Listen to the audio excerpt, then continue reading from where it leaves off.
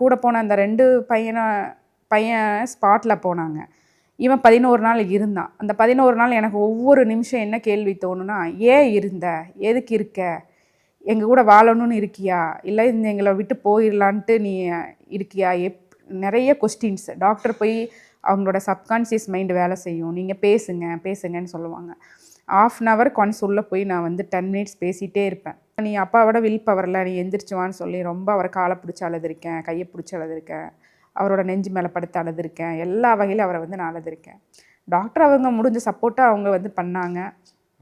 Skull நல்லா open பண்ணி 2 times பண்ணாங்க. அவங்க பிரெயின் ஆக்சிடென்ட்ல பிரெயின் மட்டும்தான் ஆமாம் கிளாட். மித்தபடி பாடி எல்லாம் சூப்பராக அழகாக ஜிம் முடிச்சுட்டு வந்து படுத்திருப்பார் பெட்டில். அதே பொசிஷனில் தான் இருந்தார். ஒரு துளியும் கூட பாடி அந்த 11 நாளில் அவருக்கு குறையவே இல்லை, வத்தவே இல்லை, அந்த கலர் சேஞ்ச் ஆகலை. மானிட்டரில் பார்த்தா எல்லா ஆர்கனும் சூப்பராக ஒர்க் ஆகிட்டு இருந்தது. எல்லாமே எனக்கு வந்து ஒரு என்ன சொல்கிறதுங்க, ஒவ்வொன்றும் ஆச்சரியமாக இருந்தது. இவனோட ஆர்கன் இவ்வளோ பக்காவாக இருக்குது. டாக்டர்ஸ் எல்லாமே அதை பேசினாங்க. இப்போ இவ்வளோ ஆர்கன் எல்லாமே சப்போர்ட் பண்ணுற பிரெயின் மட்டும் ரத்த கசிவு நிற்கவே மாட்டேங்குது. நிறைய எனக்கு 11 நாள் அவனோட ஃப்ரெண்ட்ஸ் எல்லாம் பிளட் கொடுத்தாங்க. நல்ல பெரிய விஷயம். அவங்களுக்கு இன்றைக்கும் நான் வந்து மன ரீதியாக பாராட்டணும். இந்த மாதிரி ஒவ்வொரு நாளும் நிறைய நான் வந்து கடந்து வந்துக்கிட்டே இருக்கும்.